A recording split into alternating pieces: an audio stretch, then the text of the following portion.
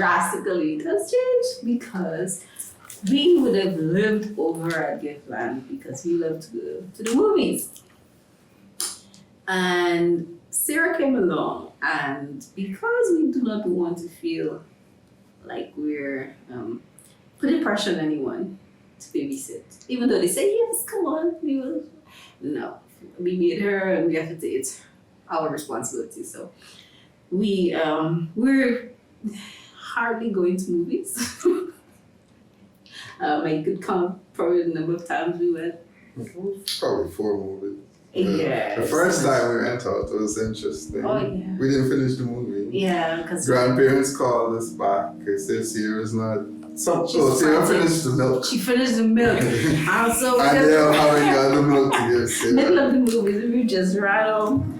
And even during the movie, we were thinking, okay, I wonder what she's doing. Well, that's how I was enjoying the movie. Our mind isn't there. After that, we were able to go, but still, we try to be around her, not leave her with anybody. Even though they say, yeah, you could go there, just call us anytime. But no, we don't want to do that. That has changed. That's the one thing that has changed. Well, and for me, it's kind of difficult, and I think sometimes I feel a bit sad that I'm not able to assist a bit more because at the time she was born, I transitioned to a full-time job. And so I knew I could have assisted more, but no, I have to go to work at 8:30. And then sometimes I have some long hours. So that has been a little difficult over the last 6 months. Or so, but it's getting better. She sleeps through. She's a darling. She sleeps through the night.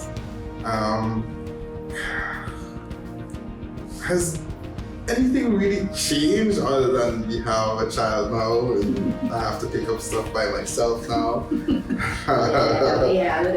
I would say we're working on her schedule, making it her interact with us. Yeah, because and she's quite well be here, so we don't have any issues at all. It's just that I have not to be tired. For me, the most part, I'm tired, and then she does not let me. Like for instance, I would get up in 2 hours and then look after baby. She just lets me sleep. I tell her, wake me up so I could take her so you could rest. No. Geez, so by the time I jump off after 3 hours or 4 hours, baby's sleeping, she's sleeping. The change was tremendous. And it was a struggle at the beginning. It's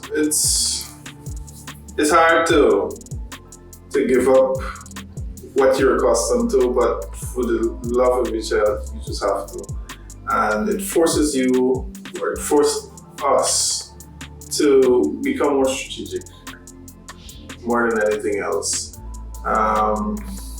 Before we got married, before we got Samuel, we were very spontaneous. Our dating life, I mean, we had fun. We had lots of fun. Yeah, we were very happy in being spontaneous and so on. So when Samuel came into the picture, it took a lot of getting used to, and then we had to come up with a lot of programs.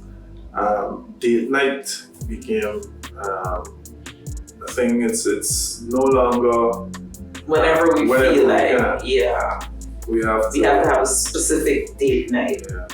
Plan. We have to have a sitter, and whenever we go out, there's a timeline. You know. And I know that the hotel takes. You have to plan it. Weeks. You have to weeks before you have to organize everything. You don't just have to get a sitter. You have to make sure he has the right snacks. He's entertaining. He won't drive the sitter crazy. Mm-hmm. Oh goodness, you have to prepare his mind for it beforehand. Mm-hmm. Mommy and daddy won't be here. Why? Where are you going? Why can't I come? I want to go. This is oh goodness. Well, we have a lot of support because we have my parents. We have my sister. But I think more than anything, it's balancing it with work and maintaining the fun, because you don't have the freedom. You know, you can't just go out and have fun. It has to be planned. For us, date night is 9 o'clock on Thursday nights because Samuel is asleep at 9 o'clock, and my parents can look at him if he wakes up because they're tired too. So that had to be a plan. We want to go to a hotel for our anniversary. We have to plan weeks in advance of everything that has to be put into place so we can go to this hotel for our anniversary. As much as I pictured a marriage, most of it was the wife. Not much about rearing the child. Right? It wasn't much of it. It was mostly on relationship with wife. So thinking about Amelia or a child when we got into marriage was that you hear a lot of stories about child rearing, you hear a lot of stories about the sleepless nights and all these things. And I was like, you want a child now. We're thinking with children. Are you ready for this sleepless night that we talk about? Because I would want my sleep, you know. But I don't know if it came with the territory, but out of responsibility when your child cried, you get up because it's yours and it's part of you. So it's like some things are automatic. And so Amelia coming on board really brought us close together because it's now a shared responsibility, and we didn't fail. We didn't fail in terms of expectation. I expect her to be in that, and she's doing it, right? And I'm sure she can see it. Okay. Actually, when making that transition into parenthood, because we got married after a year of courting, and we got into a relationship, and we just really enjoyed each other's company so much. We waited to have a child, so we waited for 2 years before we had a child. And when Amelia came, it was like we are reading people, so we prepared ourselves for it. We got all that we needed to get to be able to be ready to be parents. So, you know, we took some time to think about it, we planned it, and then we went into it. And because of that, I felt like we had like a head start in the sense that we were prepared when she came. The sleepless nights came mostly for him because he was talking about how, I'm going to say the same for him. I think that if you were just to put our actions on a sheet of paper and you didn't put mother or father, you just put who does this and who would do that and this person would do this, and then you put them together on the sheet of paper and you ask somebody to choose which one is the mother and which one is the father, they more than likely will choose the things that Andre do and say that he is the mother.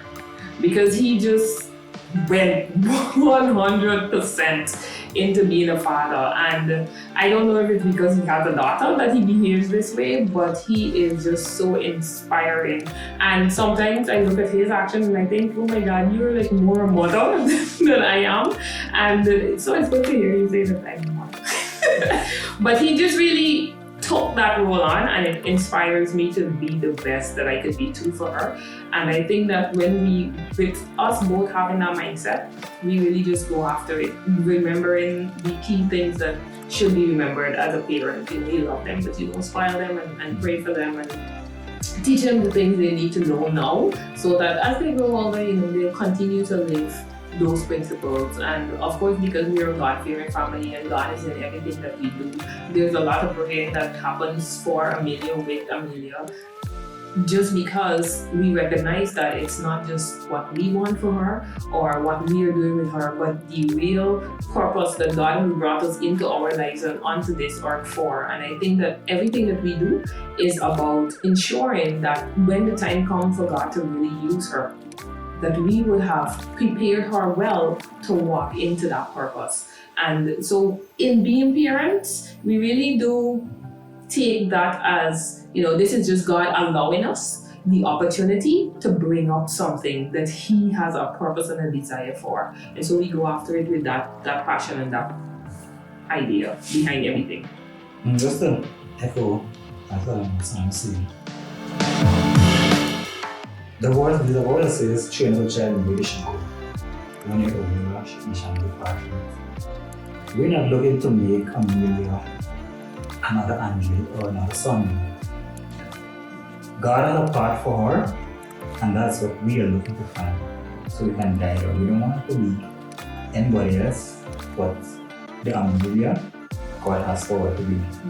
And with that in mind, there's a lot of pressure can be off of her in terms of forcing her down a road that is not even hers. So I think we're on the right path, the right mindset of looking at training her to be what God wants her to be and not what we want her to be. To be ready to respond to that call when it comes. And she already had the experience, so to me, I had to learn how to deal with being a parent from the background. When I say the background, is that we're doing it together, but more so, I would just take a step back to see how I could learn from somebody who's already experienced in it. I didn't really jump in and say, okay, I'm the man, whatever I say goes, with concern being a parent. But I had to, knit with her and be like, hey, we gotta do this thing together. And let's see how it goes. What's gonna work for Shaquille might not work for Emmanuel. I gotta understand that she has already been doing it with Shaquille. So I had to learn to read myself into the mode, knowing that Shaquille is already accustomed to his father, and then I gotta be the stepfather and learn how to treat him and treat her and being equal with both of them. One small thing is that I'm the soft one.